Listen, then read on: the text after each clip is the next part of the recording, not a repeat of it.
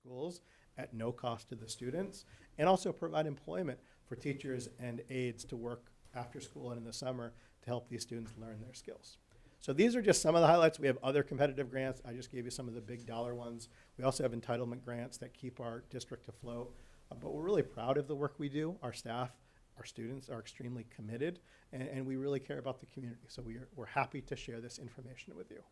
Do you have any questions for me? Any questions? Counselor Breen? Doctor, on these grants, what's the source of them? Where are they? Almost all of, well, half, not half. So I'll go through them. The top half are state grants. Some of them are federal grants filtered through the state. So in fact, almost all of them are state grants, some of which has funding from the federal level filtered through the State Department of Education. The Opioid Trust Grant is a private grant that was actually from the settlement agreement for the pharmaceutical companies, and that's a pool of money that you can apply competitively to tap into. Any other questions? Counselor Blackmer? To clarify, and maybe the mayor might have to pipe in on this. So the opioid money, that's money that you're applying for separately from the money that each community is getting. Absolutely correct. Yeah, it's a separate pool Okay. of money. This is only for schools to apply for. Okay. And it has a different purpose. It's actually, I know that the city allocation has been able to be used for different things, but this is purely for prevention by providing counseling to students who might have risk factors because of their family situations. And another question I had, you were talking about the college and the early college, and you were talking about 78% of the kids participated, which I think is great, because I think sometimes students they're in school and they've been in school for 12 years or 10 years or 11 years, and they're like, I hate school, I don't want to go to college.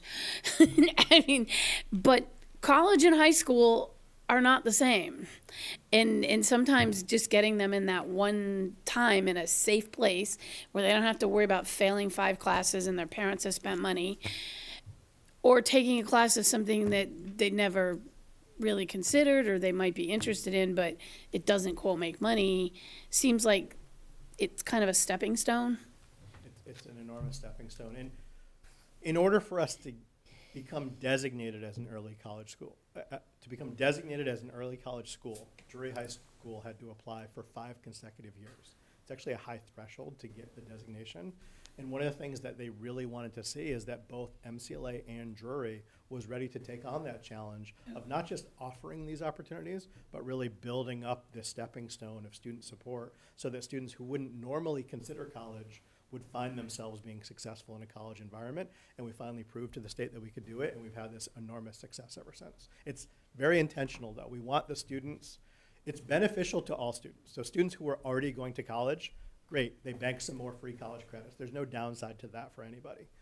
But the students who weren't thinking about college, now they're starting to think about it. And even the 8th graders that I talked to, they could map out what kind of courses they wanted to take in grades 9 through 12 because they knew where they were headed in thinking about college. And these are students who years before were not thinking they were on a college path. So it really makes it attainable for a lot of students who didn't otherwise consider it.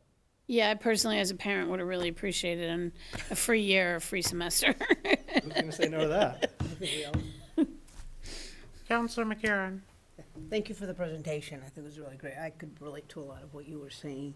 I'm going to piggyback on the early college program. I have heard a lot of parents, they love this program. I think it's great. Kind of wish I had it when my 3 went to college. But I do have a question. Is BCC an option for the kids as well on this, or they haven't It's a great jumped question. onto the? Our early college designation is in partnership with MCLA. So this is where the technicalities get confusing. There's still dual enrollment options. So when I was first teaching at Drury, we might have had a handful of students who would take dual enrollment classes at MCLA. And those were students who could provide their own transportation, buy their own books. But we would say it's okay if you drive down there and take a class period 4 or whatever. That's dual enrollment. There's a benefit to that, but you can see there's barriers where students of a certain socioeconomic class can access it and others can't. So BCC offers us dual enrollment opportunities, but not early college. But I will say they're better than the old dual enrollment opportunities because most of the BCC classes are available online. So that's not a barrier for our students because we provide them with the technology. And a lot of BCC classes don't require students purchase textbooks anymore. It's mostly online resources. So it is very close to an early college offering, but those are supplemental, and we don't count those in our early college numbers. But there are some students who might take a summer class at BCC for an extra 3 credits here and there And that's at no cost. at no cost. So I'm They're gonna- limited. I think they can only take 1 per semester and 1 over the summer, whereas for early college partnership, they might be able to take 4 classes in a semester. So there's no limit on early college. So that'll lead me to my next question. Is that okay? For the internships, what kind of internships do you offer? And for the kids for transportation that, like you say, the one with low socioeconomic, how do they get there? Yeah, that is a barrier, for sure. Okay. And that's what we're hoping to mitigate through some grant funding. We actually do have funding for some transportation. The issue is the drivers and the vans and the ability to have someone who can actually transport them. So right now, we have minimal transportation for our internships. We have some. We have essentially a van that can make some runs. So most of the internships are limited to outside of school day, or if it is during the school day, the students are providing their own transportations, which is why it's limited, which is why it's 50-something students instead of 150 students. So transportation is a barrier. Another barrier that we could really use community support around is imagine being an internship coordinator at Drury. Which businesses are you coordinating internships with? Well, as I said, it's 23 different businesses. If you wanted to expand the program, you're adding another mom and pop business or another small business. It's very difficult in a community like North Adams to expand an internship program because there's not a lot of big businesses that can host interns. It's all one intern here, one intern there. So a community need that we have is for some kind of community internship coordinator who could coordinate with multiple schools. And I've asked, actually, I've asked Burke 12 to take this on as one of their educational missions. I said, Burke 12, you're dealing with educational institutions across Berkshire County. Can you be the point person to coordinate internships so that we don't have to build those relationships every single time at each of our schools? So that is also one of the barriers, which is why it's hard to expand beyond this point without additional help from the community or substantially more funding to provide transportation. Last question, I promise. When you talk education, you just got me. So I've known the summer and the after-school and the summer program for many, many years. And I just wanted to ask you, by providing this to the kids, have you seen less regression when they come back into school in the fall? You know, academic regression? It's a great question. We've tried to track it. It's been very hard to track. That's what, have you been Yeah, tracking? so we have a couple on data that? dashboards, and one of the things that we're still working with, we use Open Architects, which is a vendor to provide data dashboards, and they basically pull data from different assessment systems from PowerSchool, which is our online platform, Canvas, which is where we align our courses with MCLA. The vendor is having a hard time pulling all those things and identifying which student. We give them a roster, but having that cross-reference has been a challenge. So we actually want to know that same thing. Are the students who participate in a semester-long after-school program, are they outperforming their peers who are not participating in those after-school programs? So we're delving into that, but we haven't found the data dashboard that gives us all the answers yet. Because I'm just wondering, kids with the special needs or kids on IEPs, are they, when they're gone out of school for a week or for holiday break or for the summer and they're not getting those services, is that regression wider? But when they do get the services, is it closing? I'm wondering if your program is, That's what we're wondering as well. Yeah. And when we find the answer, it helps us to justify our grant application. So Yeah. we're really trying to get those that's data what it would dashboards help with, to getting ask more the right money in that, questions. yeah. Yeah. Thank you. Great presentation. Counselor Zavadski? So, thank you for the presentation. I have 2 funding questions and then kind of an open-ended question. So one is, and I've heard you speak to this, lots of challenges with funding the schools, with reimbursements on transportation, on special education. Are there funding challenges that you anticipate in the coming year, and are cuts expected?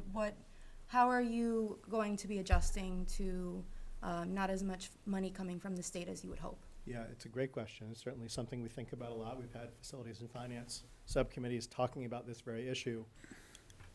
The good news is that almost every district across the state is facing the same problem. So something will have to give if the state really wants to provide the quality of education it has previously provided. Many schools are a year or two away from substantive cuts.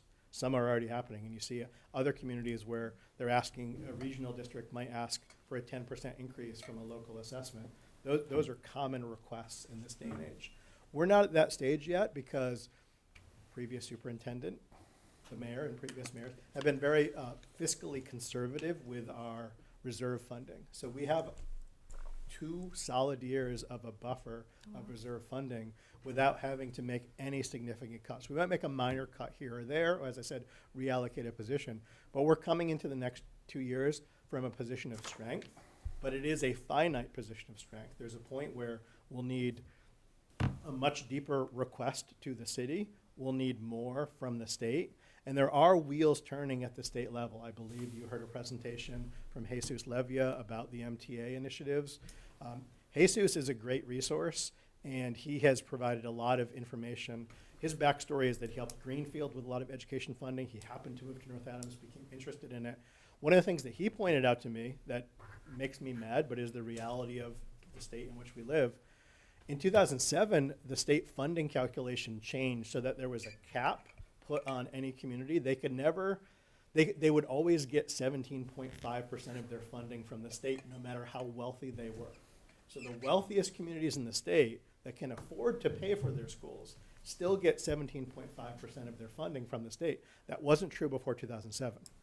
The ramifications of that, as Jesus has done the math around that, is because communities like Cambridge are still getting 17.5% of their funding from the state when they could easily pay 100% based on community wealth, is that we in North Adams end up paying a disproportionate amount and the state gives us disproportionately less. If Cambridge was paying 100%, North Adams would get about $2 million a year more in education funding. So that's how the inequities actually play out. Similarly, in special education, the same kind of thing is true. The state assumes there's only 16% of students in your district who have IEPs, who require special education. Our percentage at Brayton Elementary School is 40.4%. Every student who has disabilities on an IEP requires specialized services. That means you have to staff specialized services for that student. So for the state to assume it's 16%, when in a district like ours, it's 40.4% in our lower elementary school, when in other districts, they might only have 12 or 13%, yet they're getting funded at a 16% level, just shows the inequities built into the system. And I'm actually, I'll be at Beacon Hill tomorrow. I'm going for an early college summit. I've been invited to speak, and I'll talk about the state funding challenges, and things need to change. But at this point, we're not expecting major cuts. A few years down the line, if this trend continues, the reality is most districts will be looking at something like cutting 15 to 20 teachers every year until instruction looks like it did during the pandemic, where it's mostly remote and online, because that's the trajectory of the state funding for pretty much every school in Massachusetts. And I keep sounding the horn on that that's where Massachusetts is headed. So I'm really hoping the legislators step up and provide an equitable funding solution. Thank you. And can I ask my other two? Yeah. I understand that the majority of the school funding comes from the state, and then the city provides a certain set amount. And this is going to be my first time going through a budget cycle, so I'm still kind of wrapping my head around this. Is that amount negotiated between the school system and the city? Is that just a set amount that we pay every year? How does that work? There's a minimum funding amount that the city has to contribute. Historically, and recently, the mayor has been able to find some additional funding beyond that so that we don't have to expend all of our reserves. Mm-hmm. So it depends. The city can provide more, but there is a minimum funding threshold that has to be provided. And historically, North Adams has provided above the minimum. And then my last question is an open-ended question.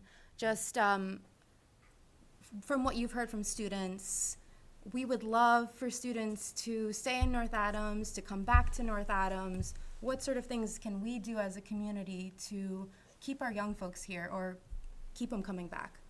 Yeah, one of the things that we hear, there's an entire generation, maybe a generation and a half, that have left North Adams and not come back because the adults in their lives have portrayed North Adams as a place without opportunity.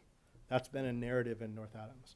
And I would really appreciate community support, city council support, community support in general, to change that narrative, because that doesn't have to be the reality. But if you are a parent, or if you are an uncle or aunt, and you're telling your young person, oh, you won't really be able to make a living in North Adams, you should go off to college and don't look back. That's the narrative that our students have heard. If I talk to someone who's in their 30s, they say that's exactly what we were told by the adults in North Adams. Not the teachers, but the adults in their lives. So I believe deeply that we can change the narrative of North Adams, because that's not the reality. There are opportunities. I mean, how many job openings do we have? In the education and healthcare sector, which are two of our biggest employers, we always have job openings. And you can have a strong career. As I said, if you have your college degree, it's $1.2 million more than if you don't over the course of your lifetime.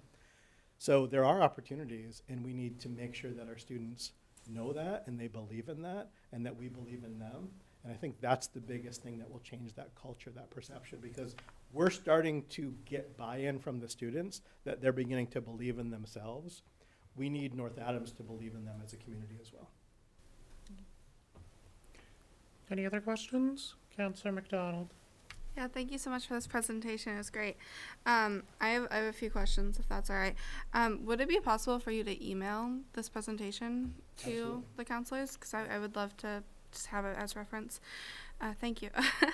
And then another thing, when you were talking about the incidents per month and how they have gone from in the 500s to in the 300s, that was really great.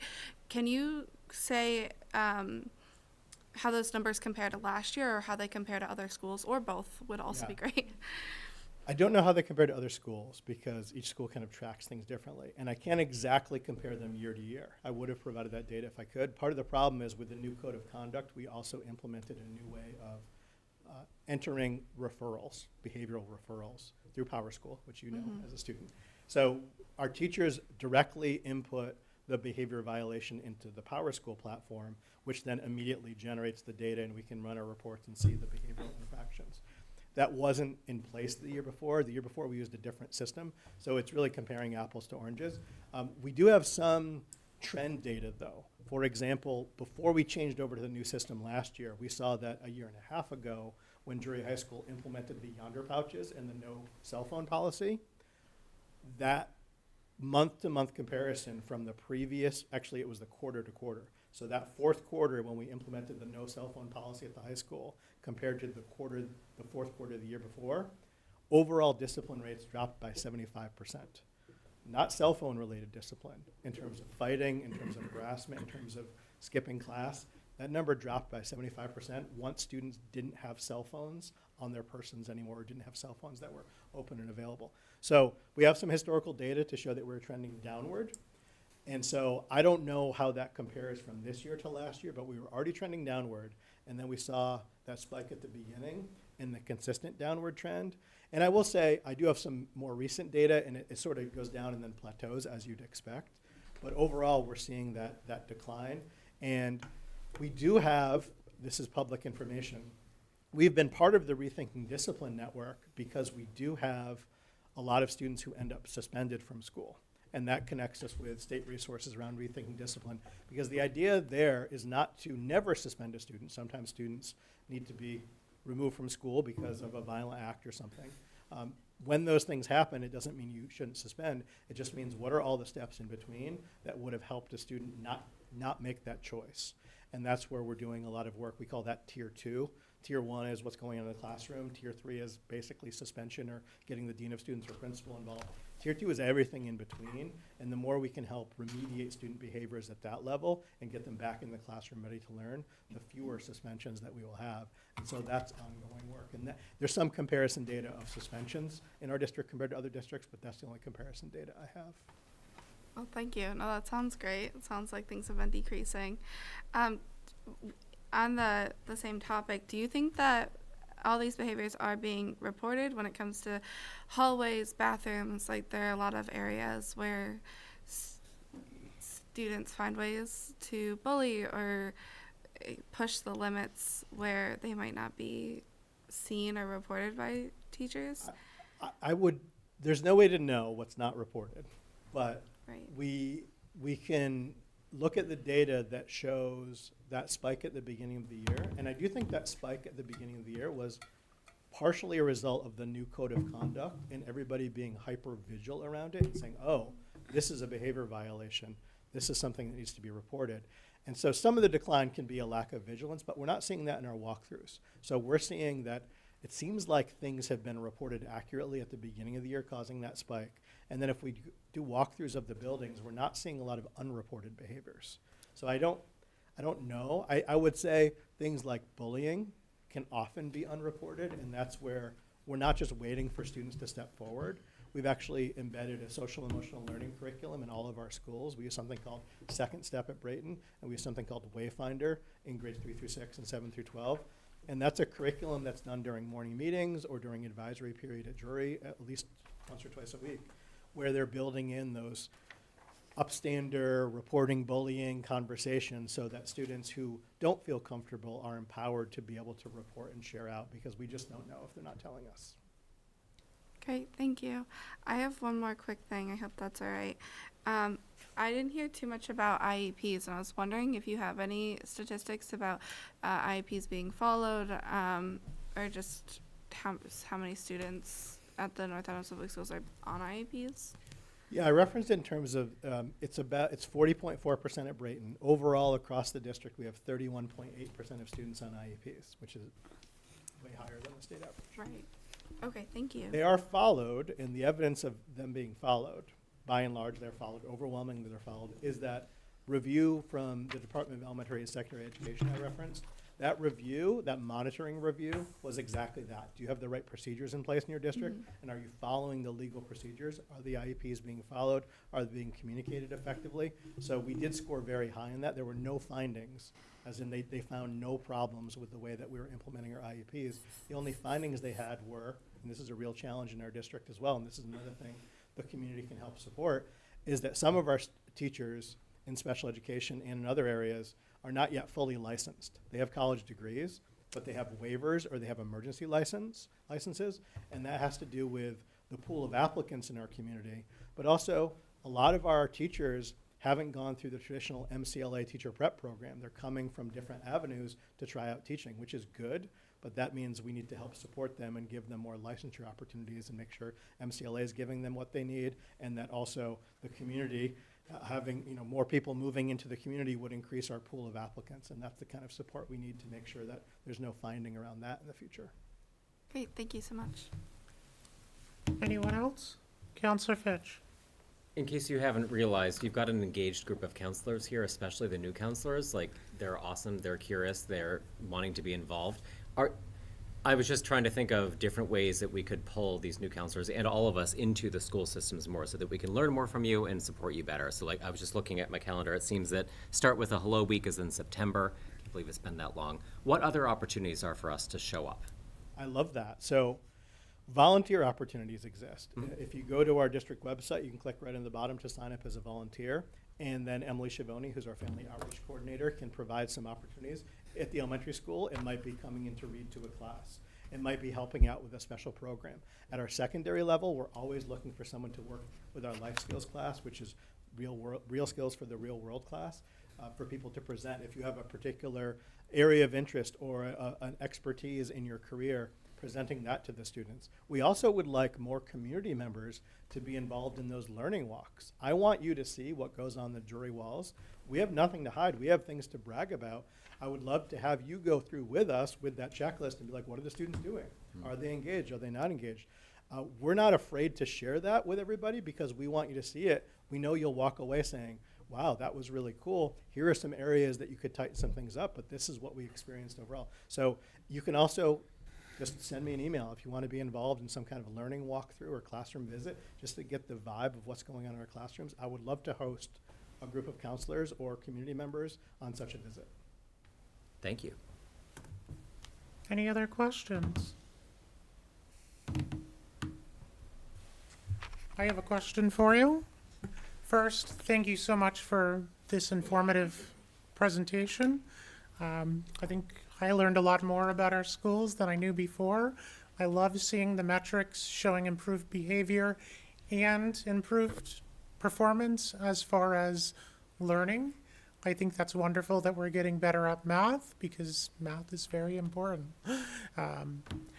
with that, my question is probably the most difficult one to answer, and that's around enrollment. What are we forecasting for enrollment over the next few years? And what do we need to do from the school perspective and as a community perspective to keep our students in the school district and get more students enrolled in school?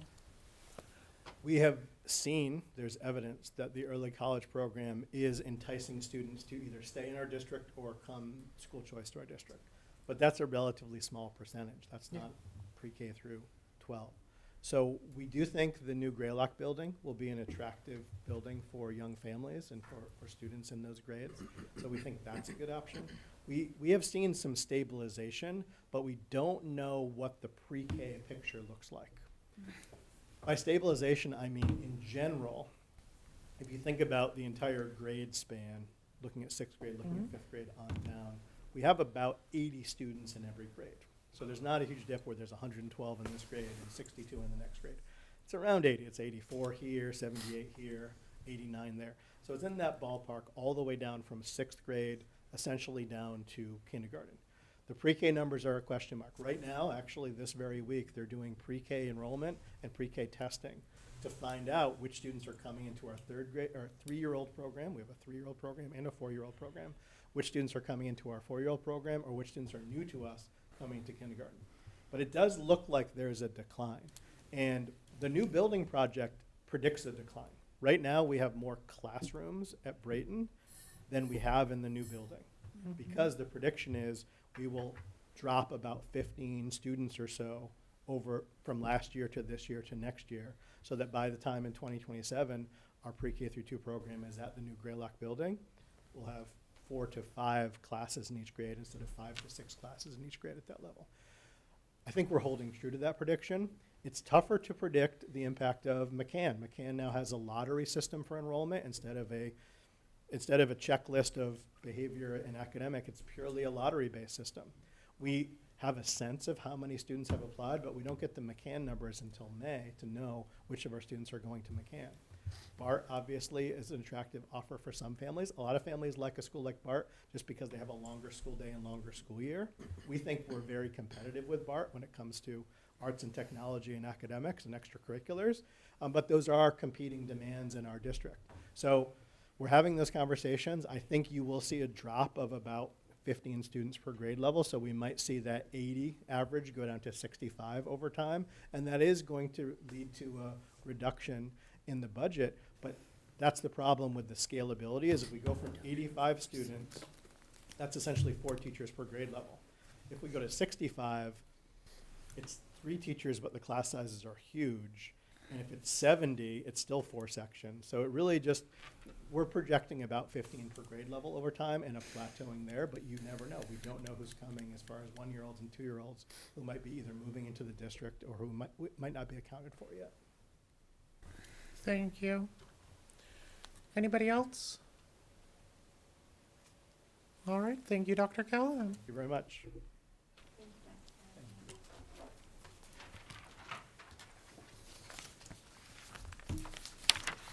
Continuing on with the agenda, we have Council Paper 12,566.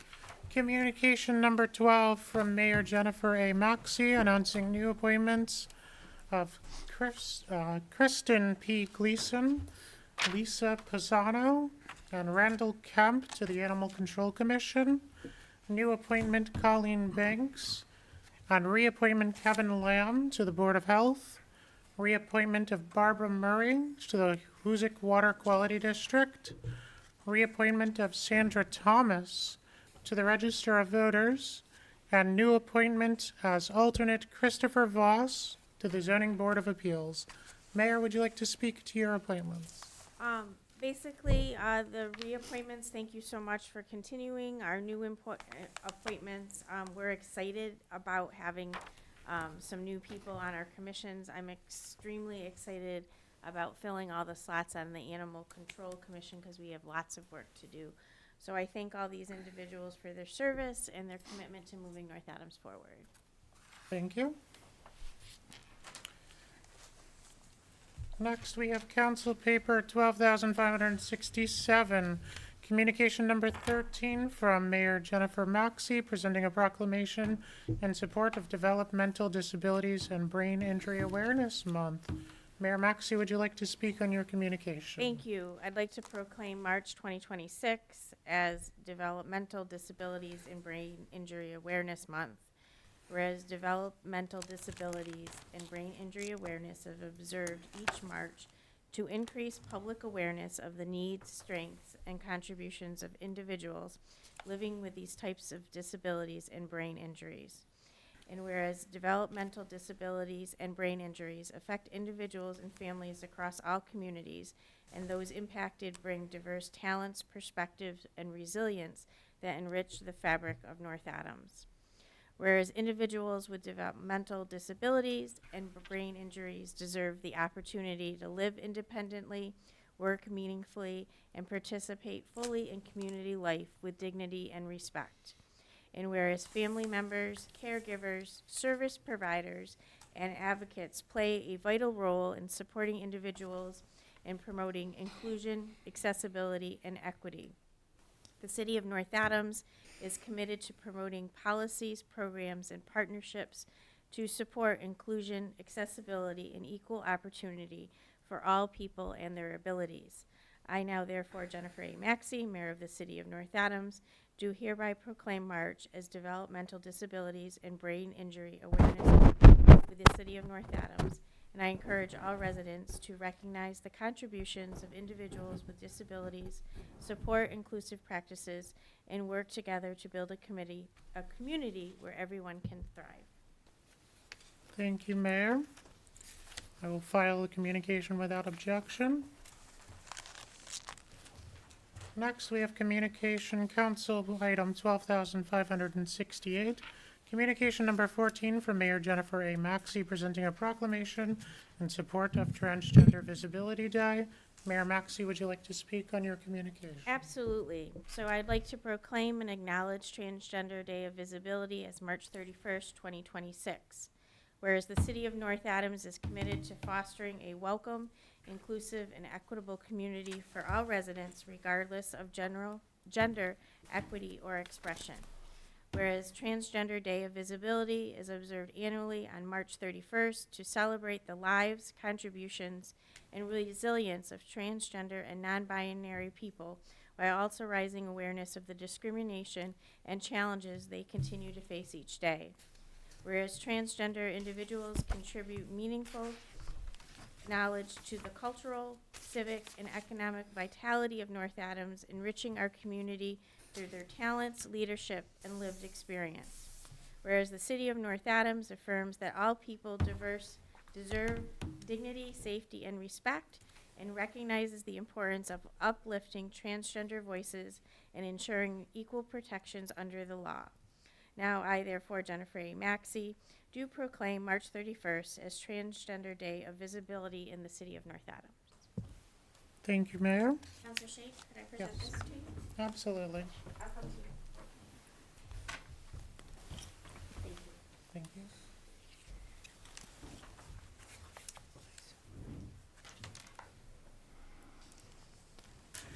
Without objection, I'd like to file the communication. Next, we have Council Item 12,569, Communication number 15 from Jennifer A. Maxey, requesting time to recognize Women's History Month and announce this year's award for Women's Leadership Hall of Fame. Mayor, would you like to speak on your communication? Sure, I'd be happy to.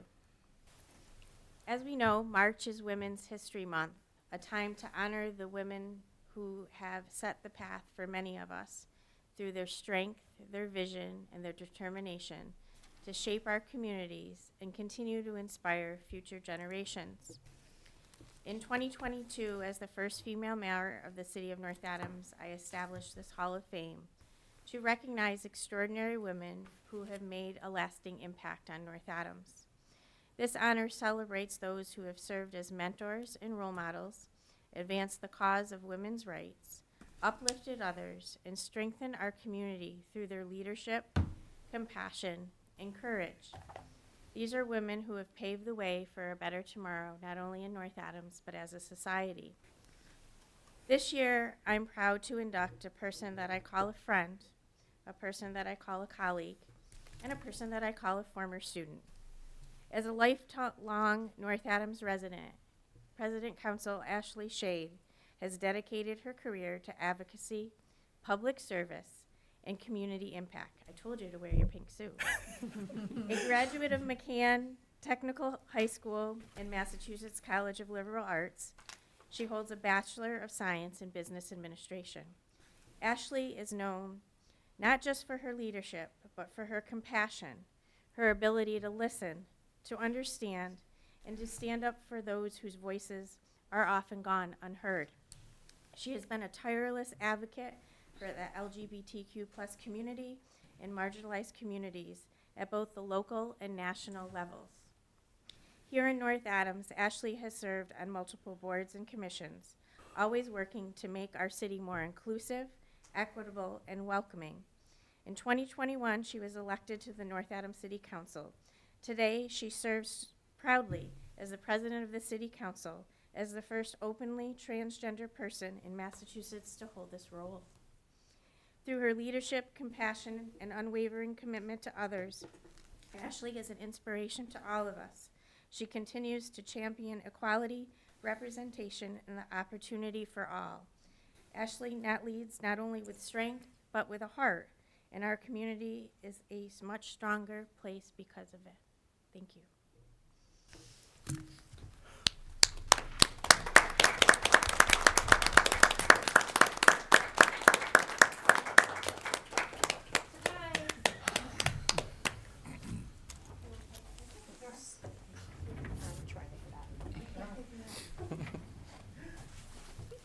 Yeah, Montana.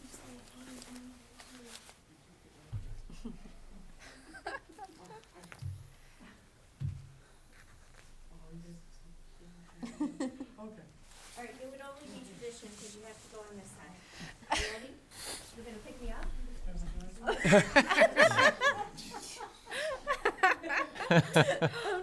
Oh, no, No one in the hospital. something fell off.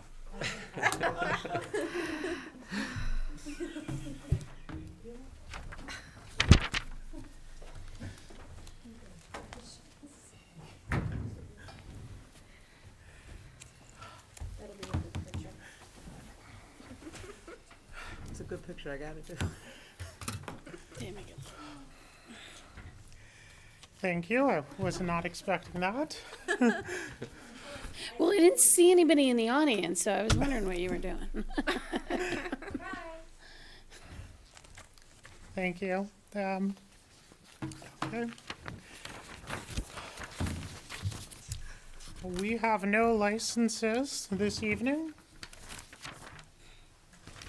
Open forum. This is an opportunity for the public to speak to the council for up to 2 minutes on issues of municipal significance. As a reminder, we will start the clock and it will count you in. It will beep again at the end of your 2 minutes. As a courtesy, I ask that all parties refrain from any personal attacks.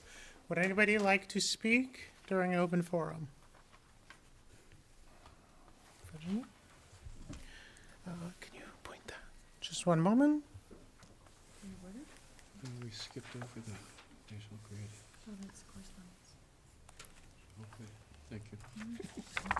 Okay. And the clock will start.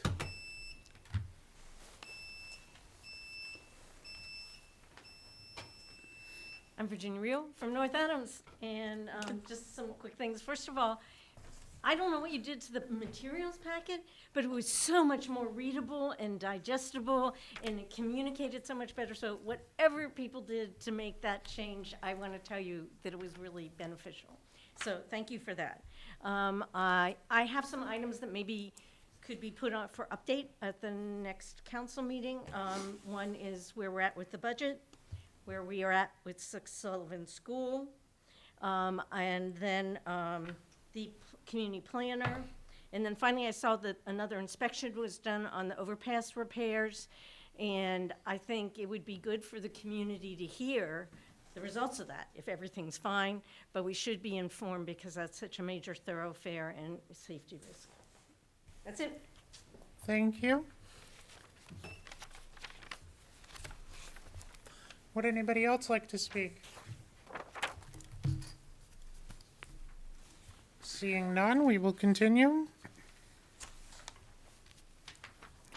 Next, we have city clerk updates. Do you have any updates? No, other than you already gave the date. Perfect. Mayor's updates. Mayor, do you have any updates? Certainly do. Just an update from IT. Over the past few weeks, you may have noticed what I call the flying saucers from the ceiling. They are part of our ongoing upgrades to the city council chambers to help us with audio recording. They are not live quite yet.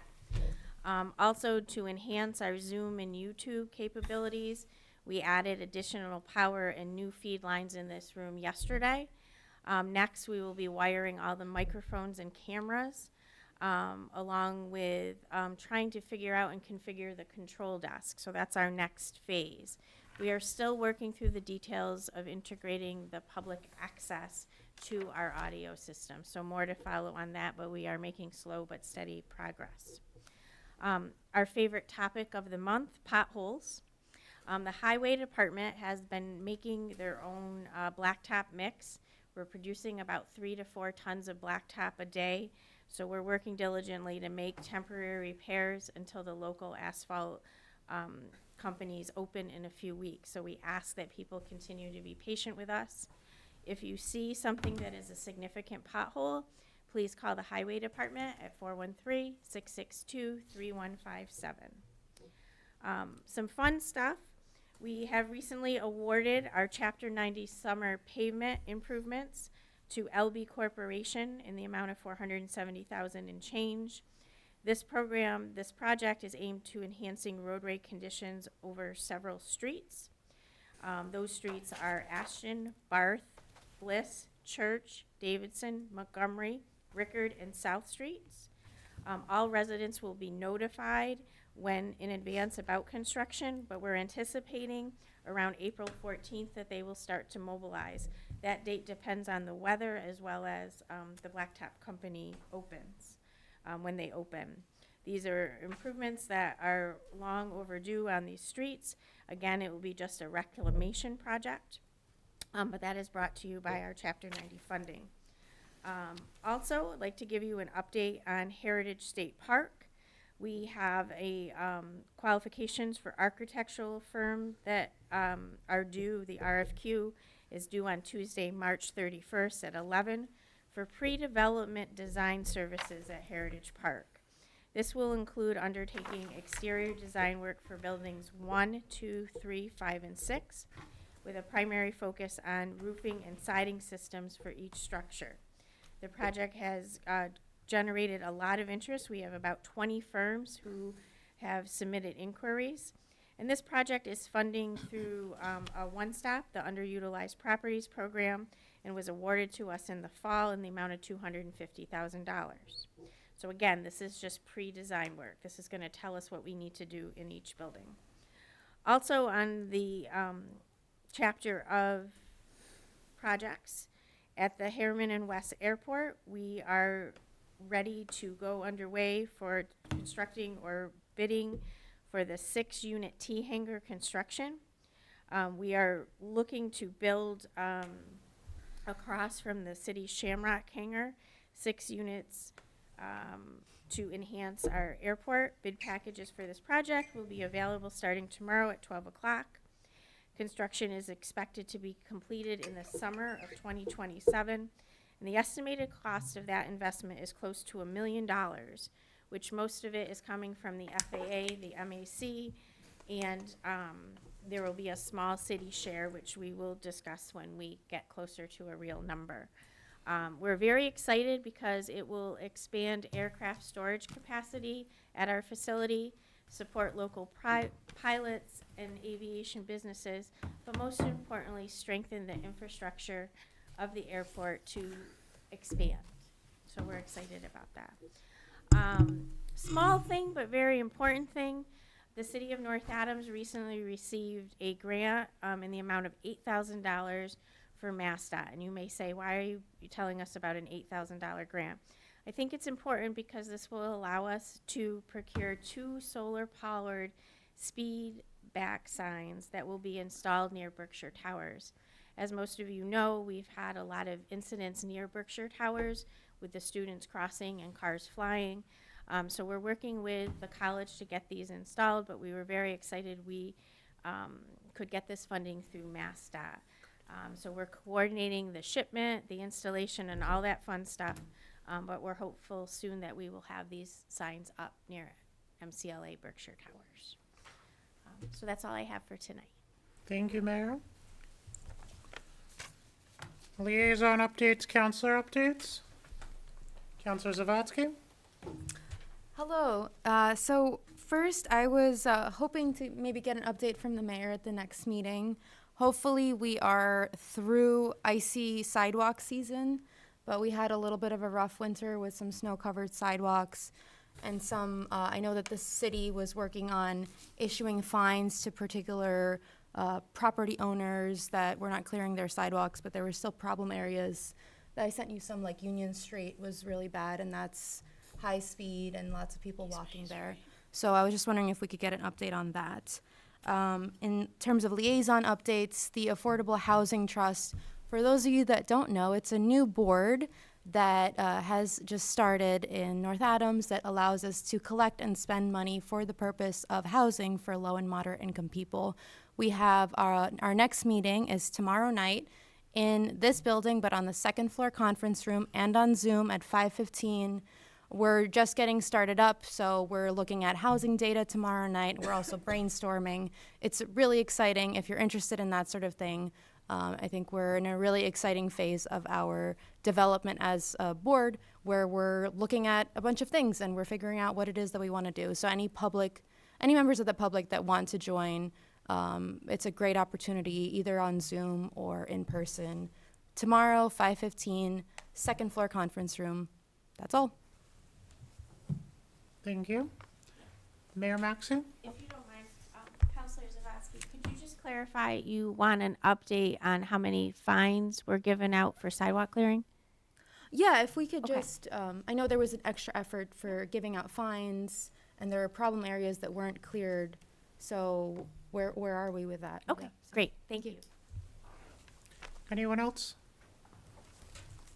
Counselor Fitch and then Counselor Blackmer. Yeah, certainly. Just a couple things that I wanted to mention. One, Future Labs Gallery, which is on Eagle Street. I forget the number, but I want to say it's 41 Eagle Street, has their Glow show going on this month, and I know it's gotten a lot of attention so far. This really is phenomenal art, phenomenal body of art. Their closing reception is on Friday, and I believe they're open some other days this week, though I don't know specifically which, but 6 to 8 p.m. Friday on Eagle Street at Future Labs Gallery. They have their gallery closing, and that is like glow-in-the-dark paint everywhere. It's a very cool experience for people of all ages. Another thing that I wanted to mention is being Women's History Month, Mayor Maxey, I love the way that you read your proclamation today. You were so classy and you are so thoughtful, and I feel so deeply honored to serve in this room for, with all of you, with this majority woman council. It's such a deep honor, and it's so inspiring, each of you, and folks in the audience too. You all make this city keep spinning around and keep going and working and toward the future. And so, thank you, Mayor Maxey. Thank you, Councilor Shade. Thank you, all of you. And then last thing, Affordable Housing Trust. Thank you for mentioning that, Lillian. I just wanted to state, I'm going to be advocating very strongly for funding for that this year. I think we all have an opportunity to do so because I know Councilor Zawadzki and that commission are working very hard on figuring out what programs are going to best serve our community and brainstorming about that. We need to meet them and provide them the opportunity to actually launch the work that they are doing. So stay tuned for the budgetary season. Thank you. Thank you. Counselor Blackmer? Just a question / update. Parking ban. I know our ordinance says it goes till April 15th. Is that still the intent with updates as needed? Mayor? Yes, we may let it go a little early. Okay. But we want to get through this week. We're concerned that the dropping in temperatures towards the end of the week could make for some icy conditions. But I'm sensitive to those people who April 1st have to buy additional parking permits. So we're kind of gauging it this week, but more to follow. With all the warm weather we were having, I'm seeing a lot of melting. And then last night it was in the 20s, so it freezes and some of it's in an intersection. And so I have no problem with extending, but there seemed to be confusion. Some people thought it was the 15th, some people thought it was the 30th, some people thought it was the 1st. So I just wanted, clarify that it is the 15th unless we have an update. Yes, and the update will come via our Facebook page. Okay. Press releases to the press, and also the Code Red alert. That was So if people aren't registered for Code Red, they should go to our website and be sure to register. But I anticipate we will have an update by midweek next week. Thank you. And then once I say that, we'll get a snowstorm on April 1st. Because that's happened before. Yes. Anyone else? Seeing none. Correspondence. We do have a couple of correspondences this evening.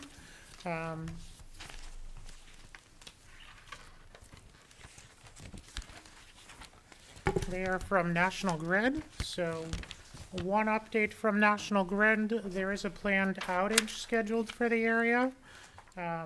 It is scheduled for approximately 2 hours between 3 and 5 a.m. on Tuesday and Wednesday, April 14th and 15th, and it'll affect the following areas: American Legion Drive, 0 to 50 Ashland Street, all of Main Street, 0 to 15 Eagle Street, the Hadley Overpass, and Summer Street. So there's a planned outage April 14th and 15th overnight for a few hours from National Grid on those 2 days. Question. Councilor Breen? Does that include the fire station? Yes. So we have a generator. So the city is prepared. That also includes all of Main Street, so. Next, we have another correspondence from National Grid. National Grid, similar to Berkshire Gas, has submitted a petition to the Department of Public Utilities requesting approval of their energy efficiency reconciling factors for May of 2026. These numbers and information are available online. However, this proposal is a lot different than Berkshire Gas in that they're looking to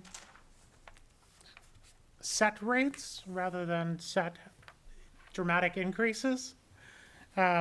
So basically a summary of what they've said is, if the department approves the 2026 EERFs as proposed, the company state the customers will experience the following bill impacts. A typical resident customer, R1, using 600 kilowatts of electricity per month will experience a monthly bill decrease of $1. A typical low-income residential R2 customer using 600 kilowatts of electricity per month will experience a monthly bill decrease between 29 cents and 68 cents, or approximately 4%. And then CNI customers will experience a monthly bill increase ranging from 2% to 4.3%, depending on load zone and usage. So based on the estimates that they're proposing, looks like most of the residential rates will actually go down very, very slightly. That is according to their own memo. I encourage everybody to check it out and stay involved anyways. You can find it, we will have it posted on our website. You can also find it directly from National Grid and the Department of Public Utilities. So very important to stay aware of these changes as we have ongoing changes in our utility costs and costs of everything else. Okay, I have a question. yes. Under the, it looks like commercial and industrial. Mhm. Does that include hospitals colleges, do they consider them commercial and industrial, or do they get a different rate? That, I don't know. I don't know if they consider nonprofits a little different. That would be a question directly for them and how they calculate that.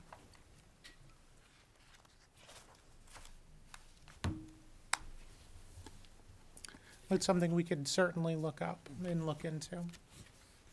Mayor Maxing, Through the chair, Councilor Breen, I'll be happy. microphone, please. Oh, I'm sorry. I keep forgetting I have talents. I'll be happy to reach out to Joanne or Bob Idle at National Oh, Grid excellent, excellent, yeah. to answer your question. Thank you, Mayor. Are there any other questions?